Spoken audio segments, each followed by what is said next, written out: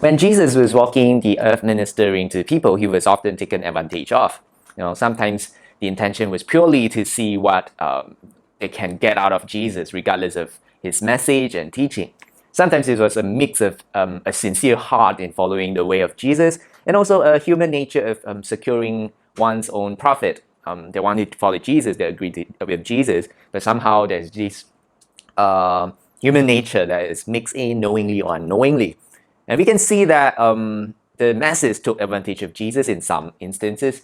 There were always a group of people among the crowds who followed Jesus, not to find the way, but to have their ways. Jesus knew their intention, and on one occasion he actually verbalized it clearly, which you can find in John 6:26, that they were following him for the bread. In other words, they were hoping that they will get more bread and did not really care about the true bread of life, who Jesus was. And same goes to the crowd who shouted, "Hosanna, Hosanna, Hosanna," as Jesus went into the city of Jerusalem. And no doubt that a number of them were actually sincere, but we know that part of these people would soon become one of those who shouted, "Crucify him, crucify him, crucify him," when they find out that Jesus was not going to do what they wanted him to do. This is further made clear when Judas betrayed Jesus. Why would Judas betray Jesus? For 30 pieces of silver. Because he could perceive that by the way things were going, he would not get the advantage anymore. The profit he wanted would be no more. Judas was a really smart person, and he could foresee Jesus' ending. It's not going to be good. So he probably thought, hey, I better squeeze out the last bit of value from Jesus before this ship starts to sink. In fact, Judas was reported of pilfering Jesus' ministry fund all along. You can find that in the Gospel of John. Now that he saw that Jesus was not going to end well, so he smartly planned his exit that would bring him the most profit. So he took full advantage of Jesus' fame and reputation from the very beginning until the end. And even after Jesus' ascension, we find Paul speaking of people who preach Christ for their own selfish ambition. You can see that in Philippians 1. Indeed, we can find a lot more instances of people using Jesus' authority in the church or the community of Jesus to fulfill their own ambition. Throughout the church history, you can find a lot of examples of that. The gospel being preached and truth being taught is just a byproduct, if they happen at all, because they mainly were pursuing after their own ambition and their own agendas. In fact, we are not very different today.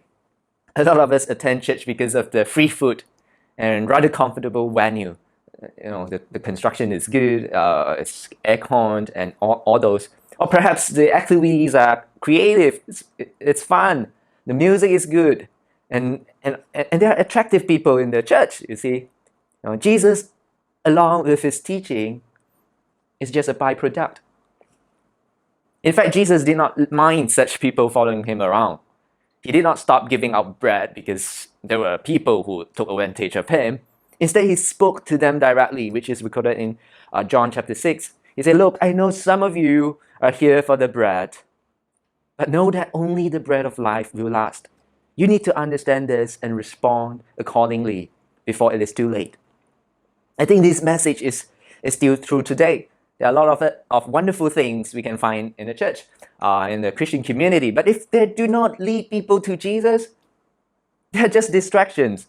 Of all the things you find attractive in the church, you must find the true bread of life, the one who truly saves, and make a resolution to follow him. This calling was actually offered to Judas as well, but he did not understand it even until the very end. It was sad, but Judas made his choice. Or perhaps you are taken advantage of because you serve the Lord. People take you for granted in and outside the ministry. And I can just think of a lot of instances or examples of people doing ministry and being taken advantage of, especially when you go to the community services. People are like seeing, hey, what kind of resources they will bring to us again. It happens. And again, I want to say, good job for suffering with Christ. That's what we should do. Jesus went through it and we are going through it. We are doing the same thing. Jesus went through the same situation and he knows your condition. So let him be your strength. But also remember this, as much as Jesus offered love and grace to even those who took advantage of him, he never jeopardized truth and his calling. Jesus would never allow that to happen. And this is really important. So on top of strength to keep you serving when others take advantage of you, we need to ask also for wisdom to stand firm in the truth and stand firm in God's calling. That's really important. So may we know the Lord more and be more like him. And may the Lord help us all.